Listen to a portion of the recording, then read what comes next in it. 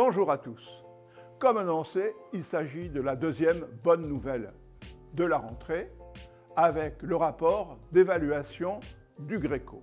Tout le monde ne sera pas d'accord, néanmoins.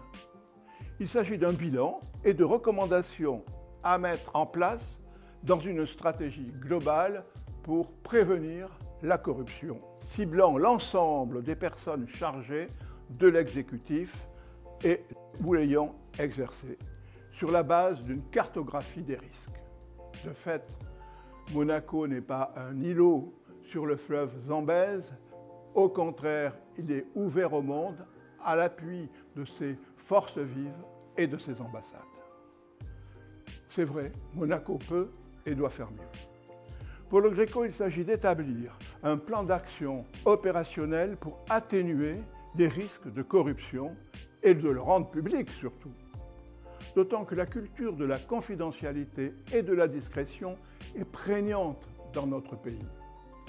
Sans surprise, il s'agit d'élaborer un guide de bonne conduite, de bonnes pratiques relatives aux déclarations de patrimoine, de revenus, de passifs ou d'intérêts. En matière de conflit d'intérêts, les relations avec les lobbyistes et les tiers.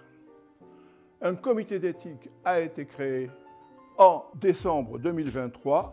Il se limite aux hautes fonctions de l'exécutif, dont les recommandations devraient elles aussi être rendues publiques. J'avais fait une proposition de loi dès 2017, mais aussi le Greco recommande d'agir sur la protection des lanceurs d'alerte. Et oui, on en avait causé. Et pour ce qui est de la corruption passive, il s'agit d'adopter un système adéquat pour assurer leur protection, qui permettrait de dénoncer les violations des principes d'intégrité et de pratiques corruptives.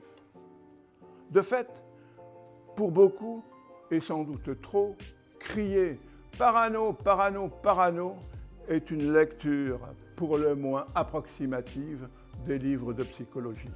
Et pour d'autres, de ne pas avoir le temps pour écouter, vérifier et corriger éventuellement les faits réels.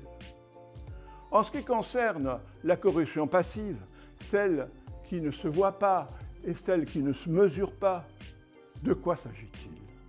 De solliciter, accepter ou recevoir directement ou indirectement tout avantage indu, pour lui-même ou pour autrui. Oui, Monaco peut et doit faire mieux pour maîtriser la corruption.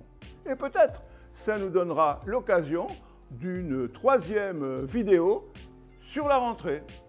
Merci à tous.